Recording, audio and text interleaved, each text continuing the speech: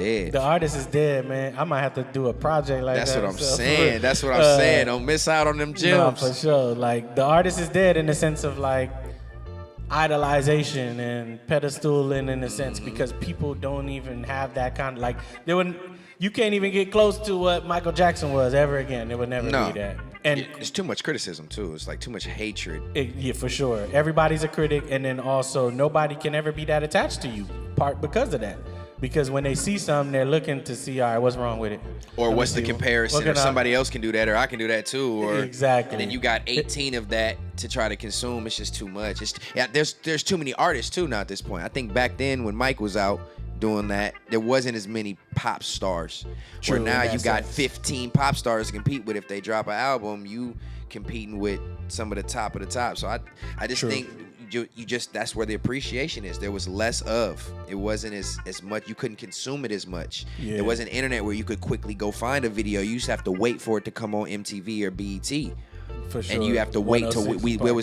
I'm talking about really before the internet. 106 in Park, and them shows Rap was City coming in the once a basement. week. That's what I'm saying. Hits for the streets, Sita's World, sure. all them shows that TRL, all them shows that you had to call in and put your vote in and do all the shit to participate in. It was just a different time, a different feel. Who do you think the blame goes to more?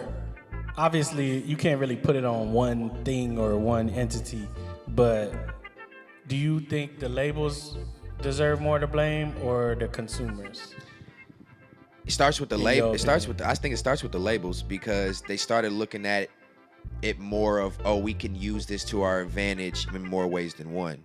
See, in the late 90s is kind of when hip hop took a turn for big business. Like it became consumable to the masses everywhere, more accepted. You got out of the late 80s, the NWA era. You got into the early 90s where the West Coast had a huge impact on hip hop in general. For sure. And it had a better feel. It was gangster rap, but it was more like vibey and it was more acceptable. True. So it was like, I feel like, what was the original question? Was who do you think deserves the blame more, the labels or the consumer? So I think they started realizing that these artists are so captivating and we can utilize them not only to be detrimental to their society. That's because of it. By oversaturation, by being like, oh shit, we could make so much money off just paying to make a superstar, and they made so many superstars. That's why Ye is so. That's why Ye is on the shit he on, because he knows that that's the head of the snake of everything the music business has done to be detrimental to society, in specific black culture.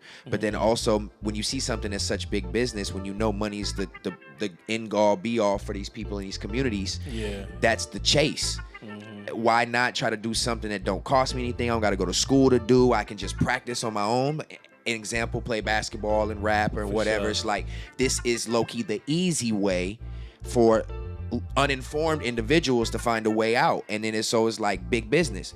They want money. Let's make it look attractive. Let's make it appeal to the masses. Give you a little bit up front to take everything on the back end. They're teasing you with this glorious lifestyle, but you don't understand what those contracts are doing to them. And that's why you look at all these artists from the 90s, their contracts are fucked. Legends, they're fucked. That's one thing I've always been like, not necessarily afraid, but hesitant of, was to, and that's probably why, part of why I'm independent is because I come from an entrepreneurial background, so naturally, initially in my mind, I figured I was like, I could do it. You know, I just thought I could do it because I seen my parents do entrepreneurship. Right. And I'm like, I could do it. You know what I mean? Well, I think it does start with the mindset.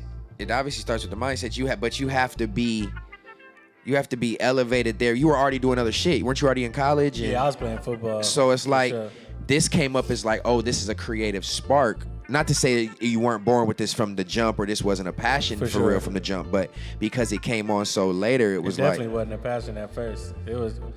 I feel like music chose me, if I'm really being honest. And that's crazy because you appreciate it, and you appreciate the art, and you pay attention to the art. And a lot of times people who start later in life in that time frame or that age, they're looking for the clout, the attention, to get on the money. So when you see artists like you that did start at that age and are still pushing and doing excellent work, it's like, okay, there is some younger generation, or there is some people that in that time frame do appreciate the art of music, even though they weren't born with it. Yeah, you know what I for mean? sure. Or like that wasn't their passion from the jump. People from 22 can have a passion for this once they touch Man. it and feel it and like, oh, I like this. 100%. You know what I mean? So I had to learn to respect that and understand that.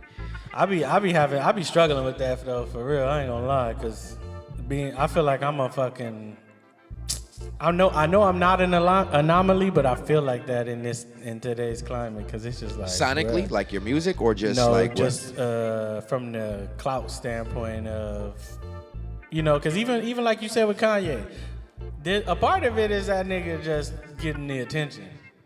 You know what I mean? A part of it, he's fighting whatever cause he fighting. Yeah. And a part of it, he's like, I'm going to get y'all niggas' attention and run up this. But I always feel like he's still a well thought out, well calculated, evil genius in person, if you want to call him. You know I what I'm definitely don't saying? agree with his methods sometimes. But no, you don't. But I always feel like the underlying root with Kanye is he's very methodical. He has. sure. He might have crazy ways of explaining it and expressing it, but his statements and stances that he stands on, I mean, look at it just for instance. We don't have to get too deep into it, but his whole support on Donald Trump in the first term, and then everybody gave him flack for it, and now them same people are supporting Donald Trump in this term. And he was wearing the red hat and doing the whole shit like, think for yourself, it's bigger than X, Y, and Z. But a lot of the people were so blinded by Democratic Party that they were like, no, there's no way. And now 8 years later, whatever term was, now it's like you got the Snoop Dogs that are fucking with him, and you got everybody's like used to say fuck Kanye for doing it, and now they doing it. Do So Snoop Dogg fuck with Trump? I don't know. shit, I think so this year. See,